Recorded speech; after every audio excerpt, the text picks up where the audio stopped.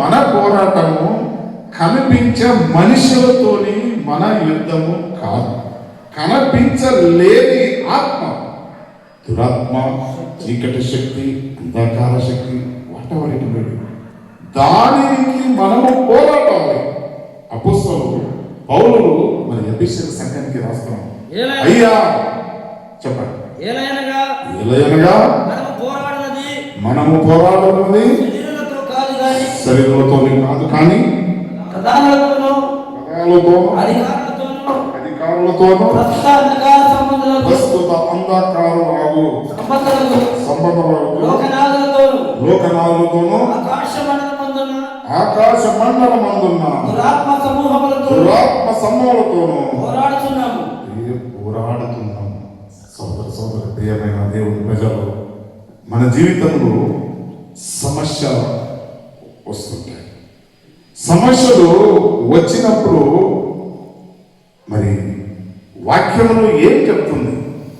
మనకు సమస్య వచ్చినప్పుడు మనము ఎదుటి ఉన్న మనిషిని మీద మనం ఆదుకుంటాము, సహాయం కోరుతాము. మరి ఏదైనా జరగలేని సంఘటన కుటుంబంలో జరిగినప్పుడు మనము కనిపించేది పక్క వాళ్ళు కనిపిస్తారు, పక్క వాళ్ళ గురించి మనం కంప్లైంట్ చేస్తుంటాం. మా పిల్లలకి వీళ్ళు ఏమో మంచి మాయా మంత్రంలో చేశారేమో అని ఆలోచన కలిగి ఉంటారు. మరి ఈరోజు వాక్యంలో మనకి చదివిస్తుంది ఏంటంటే, మనం పోరాడుతున్నది ఎవరితోని పోరాడు, కనిపించే మనుషులతోని పోరాడడం కాదు. ఈరోజు ప్రతి ఒక్క సంఘంలో మనం చూస్తుంటున్నాం, ఎవరితో పోరాడుతున్నాం? ఆ సంఘస్థులు మనకి వస్తారు. మనుషులు చూసే మనం సంఘము ఆలోచన చేస్తున్నాం, మనుషులు మన దగ్గరికి ఎందుకు రావట్లేదు అని అలాంటి ఆలోచన కలిగి ఉన్నాం. కానీ నీవు ఆత్మీయంగా ఎదుగుతలేము. మనం పోరాడుతున్నది మనుషులతోనే కాదు. మరి భార్య భర్త మధ్య కాదు పోరాటం, భార్య భర్తల మధ్య కూడా కాదు, మరి కుటుంబ సభ్యులతోనూ కూడా కాదు, సంఘంతోనూ చర్చ్ వాళ్ళు ఉన్న సంఘస్థతోని కూడా కాదు. మరి ఇంకెవరితో మనం పోరాడుతున్నాము? కుటుంబ సభ్యులతోని కాదు, సంఘంతోని కాదు, సంఘ బిడ్డలతోని కాదు, మరి కనిపించే మనుషులతోనే కాదు. కానీ మన పోరాటము కనిపించలేని ఆత్మ గురించి మనం పోరాడాలి. మరి మనకి ఆత్మ కనిపిస్తుందా? కనిపించదు. అందుకే దేవుని వాక్యంలో ఎప్పుడు కూడా రివర్స్గా ఉంటుంది. మనం ఇల్లు స్టెప్ అంటే నీవు వెనక అడుగుని వేయాలి, నీవు ముందు చూడంటే వెనుక చూడంటే. అంటే ఈ లోకానికి విరుద్ధంగానే ఉంటుంది దేవుని వాక్యం. ఎవరు ఈ లోకమును ప్రేమిస్తారో, ఈ లోకమున్న ఆశలు ఏదైనా కానీ ప్రేమిస్తారో వారు నేను ప్రేమించలేదు. అపోజిటే ఉన్నారు. నేను ఎక్కువ నా భార్యను ప్రేమిస్తే దేవుడు ఏమంటాడు? నువ్వు నన్ను ప్రేమిస్తలేదు. ఎక్కువ నా బిడ్డలు ప్రేమిస్తే నన్ను నువ్వు ప్రేమిస్తలేదు. మరి ఎవరిని ప్రేమించాలి? క్వశ్చన్ మనం ఎవరిని ప్రేమించాలి? కనిపించిన దేవుడిని ప్రేమించాలి. హల్లెలూయా. కనిపించిన దేవుడిని ప్రేమించాలి. మరి కనిపించని దురాత్మకు మనము వైరిగా ఉండాలి. వాని గురించి మనము ప్రార్థన చేయాలి, వానితోని యుద్ధము చేయాలి. యుద్ధము యెహోవాదే, యుద్ధము యెహోవాదే.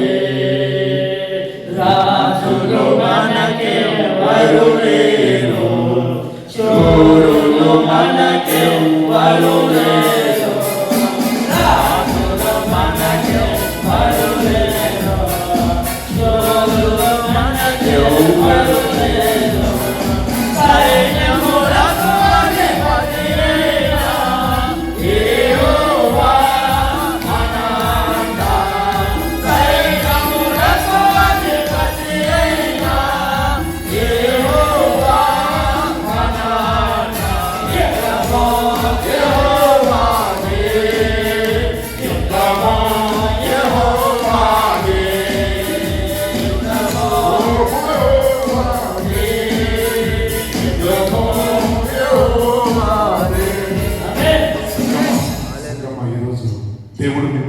హెచ్చరిస్తున్నాడు.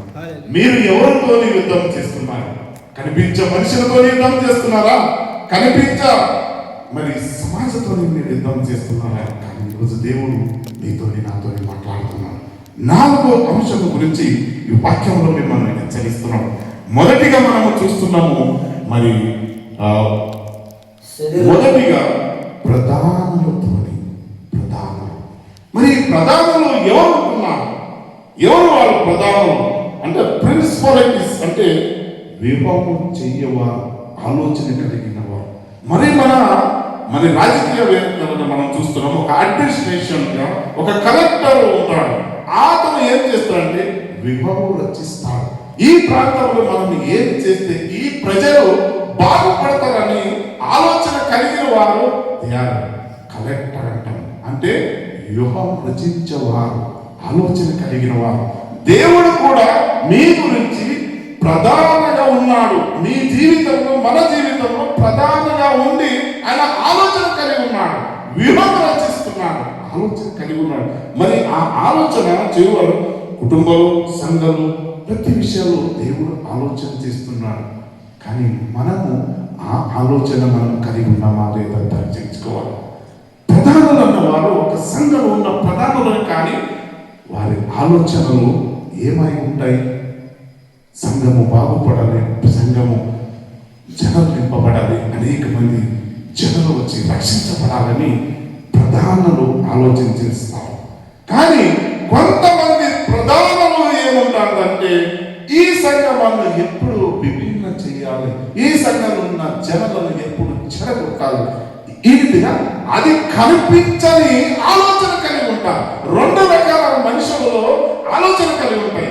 ప్రధానులు ఆలోచన ఎప్పుడు కూడా మంచిగా చేయాలంటే ఆలోచన ఉంటుంది. ఇంకొక ప్రధానకు వీరికి మనం ఎందుకు సపోర్ట్ చేయాలి, వీరిని ఎందుకు ప్రోత్సహించాలి, వీళ్ళ గురించి వ్యూహం రచించాలి, వీరిని చెడగొట్టాలి అని ఇంకొక దురాత్మము పనిచేస్తుంటారు. సోదరు మనం ఎప్పుడు కూడా ఆలోచన చేయాలి. మనలో దేవుడి ఆత్మ ఉన్నదా, దురాత్మ ఉన్నది, అవన్నీ కనిపించవు మనకి. కానీ when you are seeing, మీరు ఎప్పుడు వారి నటనను చూసి వాళ్ళ క్రియలను చూసినప్పుడు మీకు దేవుడు ఆలోచన కలిగిస్తాడు. దైవభక్తుడా, ఈయన దేవుడు సంఘం గురించి ఆలోచన చేస్తున్నాడా, సంఘాన్ని విడిపోవడానికి ఆలోచన చేస్తున్నాడు. వివాహ రచన ఆయన ఆలోచన ఎలా ఉన్నది అన్నది ఎవరు ప్రధానులు ఉంటారు వారు ఆలోచన. మరియు ఈ రోజు వాక్యంలో మనం 4 మంది గురించి, మనం 4 ముఖ్య అతిథి గురించి కనిపించని ఆత్మ ఎలా పనిచేస్తుంది అన్నది ఈ రోజు మనం చూస్తున్నాం. రెండవదానికి మనం చూస్తున్నాం అధికారులు, పవర్స్. ఇప్పుడు మన దగ్గర చూస్తున్నాం అనేక మంది మెంబర్స్ ఉంటారు, రాజకీయవేత్తలు ఉంటారు, అనేక మంది సర్పంచులు, ఎమ్మెల్యే, వాళ్ళలో ఉన్న పవర్ ఏమో ఉంటుంది.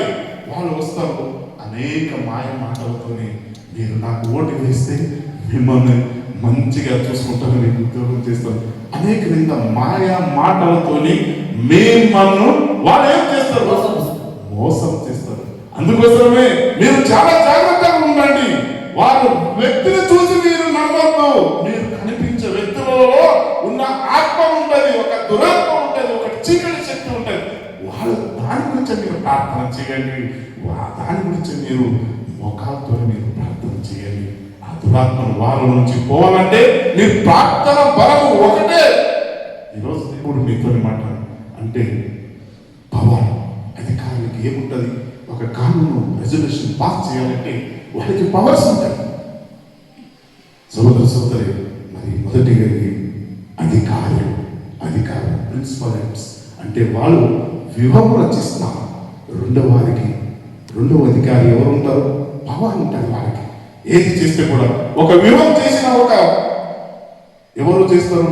మనకి ప్రధానమంత్రి కానీ వాళ్ళతో ఉన్న అడ్మినిస్ట్రేటర్ ఉన్న ఈ ప్రధాన కలెక్టర్స్, కమిషనర్స్, వాళ్ళు ఏం చేస్తారు? వ్యూహం రచిస్తారు.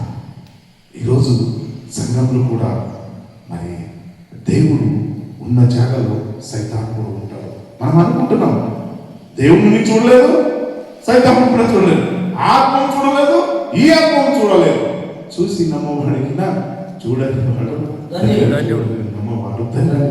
సోదరి ఈరోజు దేవుడు మీతో నాతో మాట్లాడుతున్నాడు. మన పోరాటము మొదటిగా ప్రధానులతోని, రెండవ పోరాట అధికారులతోని, మరి మూడవ పోరాటం ప్రస్తుత సంబంధులకు రెండవ సంబంధము అంధకార లోకనాథులతో, అంధకార సంబంధులతో. అంటే అంధకారం అంటే ఇది పాపము, అబద్ధము, అన్యాయము ద్వారా ప్రపంచాన్ని నడుపుతున్న అంధకార లోకనాథుడు. పాపము, అంధకార సంబంధమైన కలిగి ఉన్నవారు మరి చూస్తున్నాము.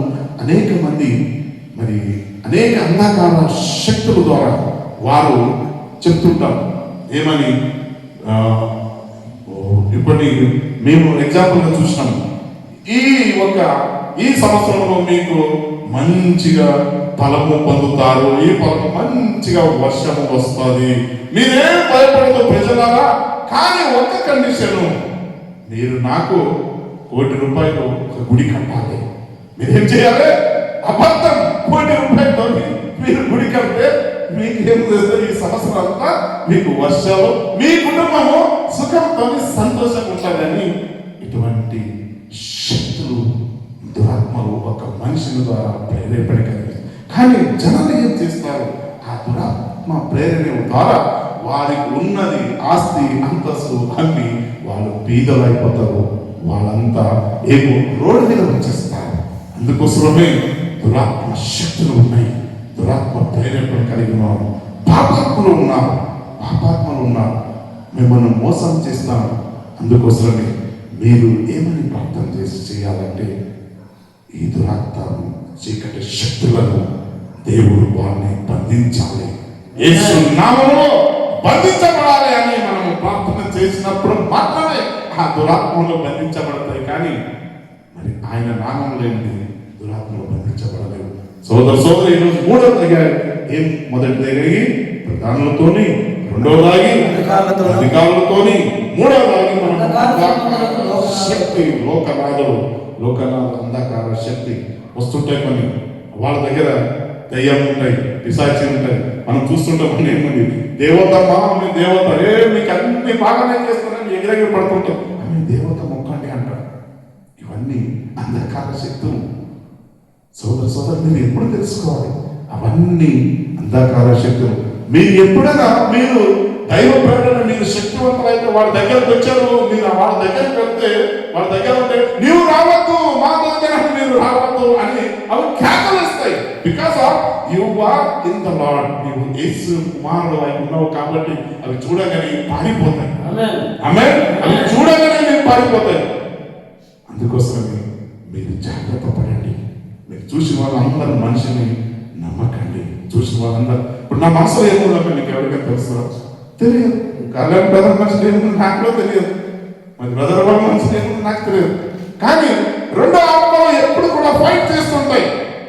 నువ్వు చర్చికి వెళ్ళు, ఒక ఆత్మ అంటారు వెళ్ళదు, ఏమొస్తుంది ఎంత నిద్రపో అంటారు. ఇంకొక ఆత్మ అంటది నీ వెళ్ళు, దేవుని సన్నిధికి వెళ్ళు అంటారు. ఈ రెండు ఆత్మలు అప్ టు డెత్ వరకు మీలో నాలో నివాసిస్తుంటాయి. మరి ఏ ఆత్మ కావాలని మీరు కోరుకుంటారో ఆ ఆత్మనే మీకు దొరుకుతుంది. మీరు చీకటి ఆత్మ కావాలంటే చీకటి ఆత్మనే వస్తుంది. వద్దు మాకు దేవుని ఆత్మ కావాలంటే దేవుని ఆత్మని మనకి వస్తుంది అని. మూడోదాగి ఆకాశ మండలంలో దురాత్మలు. నాలుగోదాగి ఆకాశ మండలంలో దురాత్మలు ఆత్మీయ జీవితాన్ని కూలగొట్టడానికి అవి పనిచేస్తాయి. సోదరి ఆత్మీయ జీవితంలో కూల్చడానికి అవి చాలా తంటపడతాయి, అవి చాలా ప్రయత్నిస్తాయి. ఆత్మీయ జీవితంలో దైవ సేవకులు బోధించినప్పుడు మీరు వారానికి ఒక్క రోజున మీరు దేవుని సన్నిధిలో ప్రార్థన, ఉపవాస ప్రార్థన చేయండి అని దైవ సేవకులు చెప్తే, అదే ఉపవాస ప్రార్థన చేస్తే నీ ఆరోగ్యం పాడవుతుందయ్యా, ఉపవాస ప్రార్థన చేస్తే నీ ఆరోగ్యం పాడవుతుంది. ఉపవాస ప్రార్థనే మంచికి తిరుగు. దేవుడు నీకేం చేశాడు? ఈ లోకంలో ఇవన్నీ ఇచ్చాడు. నువ్వు సుఖించు, సంతోషపడు, ఎంజాయ్ చేయి. నీకు ఎందుకు ఉపవాసం? దేని గురించి నీవు ఉపవాసం చేస్తున్నావు? దేని గురించి ఎక్కడ ఉన్నాడు దేవుడు? నువ్వు చూసినావా? వాళ్ళు చెప్పేవాళ్ళు చెప్తూనే ఉంటారు, మీరు చూసినావా? When you are practical in your life, నువ్వు ఏ రోజు ప్రాక్టికల్గా దేవునితో జీవించడానికి మరి నడుస్తావో ఆ రోజు దేవుడు నీ కుటుంబంలో నీలో క్రియలు జరిగిస్తాడు. అప్పుడు వరకు జరిగించడం. సోదరి మరి ఈరోజు దేవుడు మాట్లాడుతున్నాడు. మరి నిజంగానే నీవు కనిపించే మనిషిని నీవు వైరిగా చూస్తున్నావా? ఈ రోజు నుంచి కనిపించే మనుషులను నీవు వైరిగా చూడొద్దు. మనిషిని అస్సలు నీవు వైరిగా చూడొద్దు. ఆయన నీవు ప్రేమించు. హల్లెలూయా. ఆయన నీవు ప్రేమించు. ఆయన పొరపాటు ఏమైనా మాట్లాడితే కూడా ఆయన నన్ను క్షమించు. దేవుడి వాక్యం ఇదే చెప్తుంది ఏమనంటే నేను వల్ల నేను నెరవేర్ను ప్రేమించు అన్నాడు. కానీ మనం అలా చూస్తేనే మన కాంతరావు చూడగానే కాంతరావు బాగలేదు అనుకుని నేను మనసులో అనుకుంటాను, కళ్యాణరావు బాగలేదు, నేను అతనితో వైరత్వం పెట్టుకుంటున్నాను, అతనితో నేను ఏమనుకుంటున్నాడు ఆయన చెడ్డోడని నేను అనుకుంటున్నాను. దేవుడు ఏమంటాడు? నీవు శరీరంలో ఉన్నావు, నీవు కనిపించా ఒక ఏమున్నావు? శరీరం లాగా ఉన్నాయి. నీవు శరీరమును ప్రేమించువాడు పరలోక రాజ్యంలో చేరలేడు. నీవు శరీరం ప్రేమించు, శరీరమును ప్రేమించొద్దు అంటున్నాడు. సోదరు ఈరోజు వాక్యంలో నాకు సెలవిస్తుంది. ఈ 4 విషయాలు మనం నేర్చుకున్నది ఏమిటంటే ఈ లోకంలో మనం జీవిస్తుండగా మరి ఈ 4 జయించాలి. హల్లెలూయా. ఈ 4 జయించాలి. మీ ఎమ్మడి 4 ఉంటాయి. ప్రధానులు ఉంటారు, అధికారులు ఉంటారు, మరి 3వది లోకనాథుడు ఉంటాడు, లోకనాథుడు ఉంటాడు, దురాత్ముడు ఉంటాడు. ఇవి 4 మీరు ఎప్పుడు జయిస్తారో ఇవి 4 జయించడానికి ఒకటే కారణం. మీరు ఏం చేయాలంటే ఒకటే సిద్ధాంతం, ఒకటే ఒక ఫార్ములా మీకు చెప్తాను. ఇదంతా జయించాలంటే మీరు ఒకటే చెప్పాలి, బ్రదర్ ప్రైజలాడ్ అనాలి. మరి వాళ్ళు నవ్వుతో మాట్లాడాలి, ప్రేమతో మాట్లాడాలి. ఏమో పొరపాటు మీద అన్నవా క్షమించినప్పు మంచిగా ఉండు, నీ భార్య పిల్లలను మంచిగా హ్యాపీగా చదివి ఆయన కోపంతో నీకు అన్నారనుకో అంటే పోనీ ఎప్పుడు కూడా తగ్గింపు గుణము ఏ రోజు నీలో ఉంటుంది. అప్పుడు నీ ముఖములో నీ శరీరంలో దేవుని ఆత్మ మరి సంతోషపరుస్తూనే ఉంటుంది. ఎప్పుడు కూడా నీలో నాలో క్షమించే గుణం ఉండాలి. హల్లెలూయా.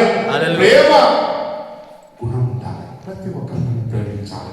ఈరోజు సంఘంలో ఎంతమంది వస్తే పోతారు, బ్రదర్ ప్రైజ్ ది లార్డ్ రండి కూర్చోండి, వారిని ప్రేమించాలి.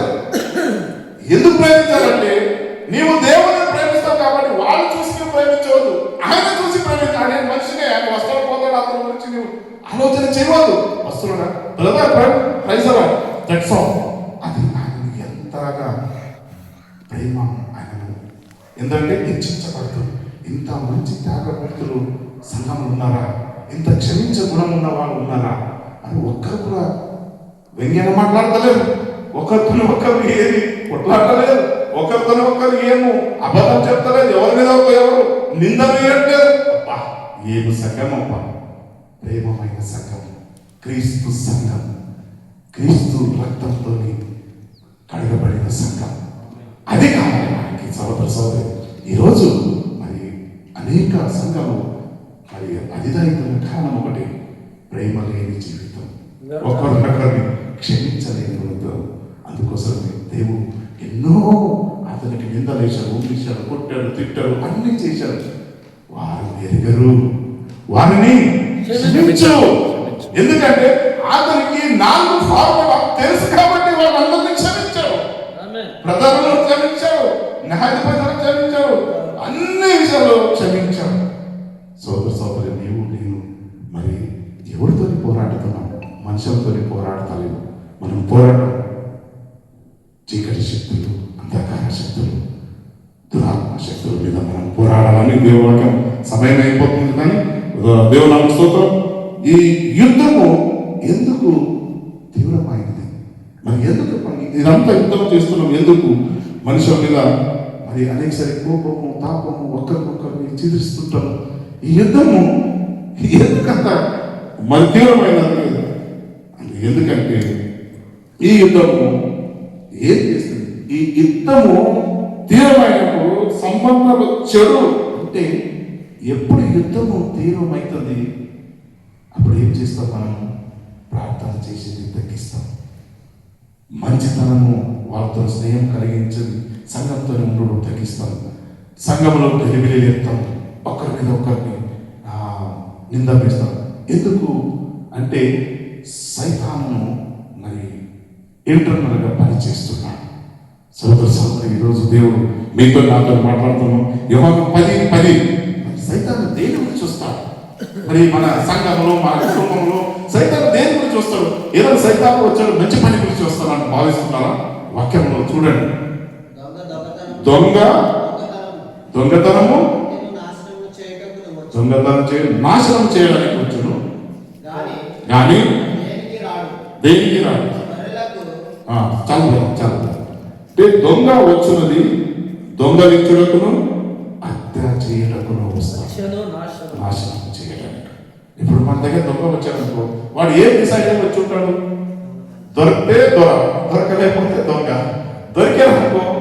దొరికాక వాడు వేసే వెళ్ళిపోతాడు. వాడికి దొరకలేదనుకో వేసే వెళ్ళిపోతాడు. ఎందుకంటే దొంగ ఎప్పుడు నాశనం గురించి వస్తున్నాడు. అందుకోసం సైతాను అన్నవాడు వాడు కనిపించాడు. అందుకోసం మీ మనసులో మన ఆలోచనలో వాడు వచ్చాడు అనుకో నాశనానికి వస్తాడు. సోదర సోదరి, ఈరోజు నుంచి మనం తెలుసుకోవాలి, ఒక మనిషి ఒక ఆలోచన, ఆయన నడే, ఆయన నుడి, ఆయన క్రియను బట్టే వీఆర్ గోయింగ్ టు జడ్జ్.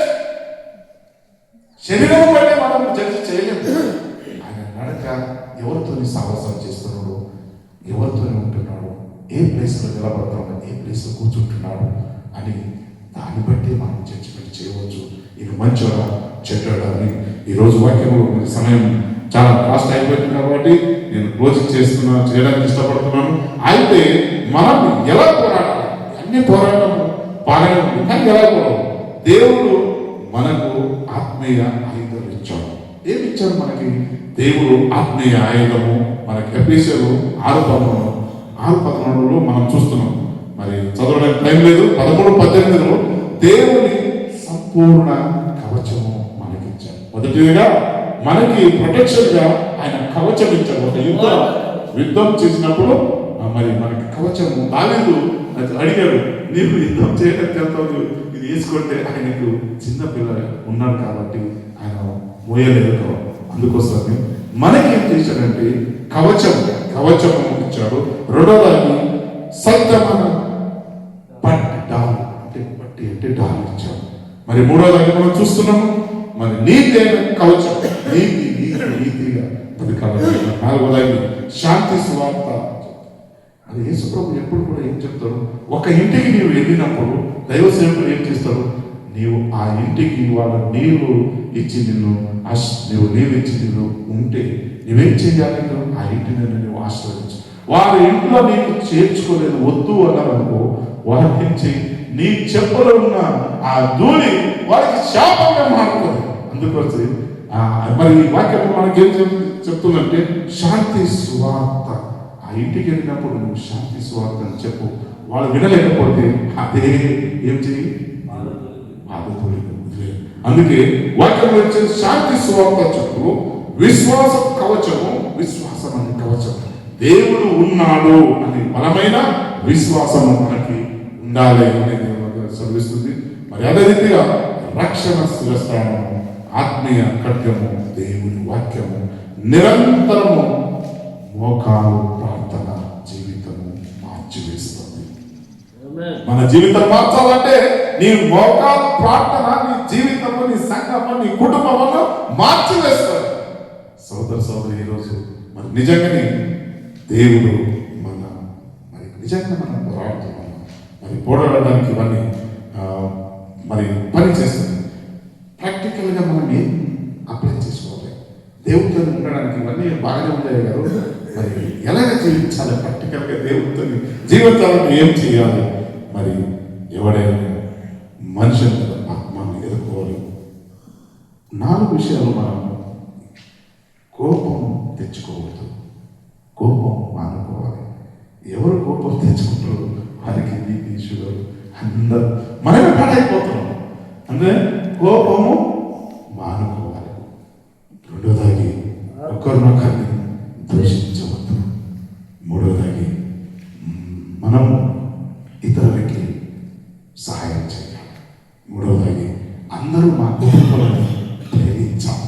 ఇవన్నీ గుణాలు నీలో నాలో ఉన్నప్పుడే దేవుడి రాజ్యకు వెళ్ళడానికి సరి అయిన మార్గం. హల్లెలూయా. దేవుని నామమునకు స్తోత్రం. మరి ఇంకా స్టోరీ ఉన్నది, కానీ ఆ స్టోరీ చెప్పడానికి మనకి సమయం అనేది అయిపోయింది. కాబట్టి మరి దేవుని స్తోత్రం ప్రార్థించుకుందాం. పరిశుద్ధుల మీకే స్తోత్రంలో చెల్లిస్తున్నాను. ఇంతకాలం ప్రభువా నీ వాక్యం ద్వారా హెచ్చరించినందుకు స్తోత్రం చెల్లిస్తూ యేసు నామములో వేడుకుంటున్నాము తండ్రి. ఆమేన్.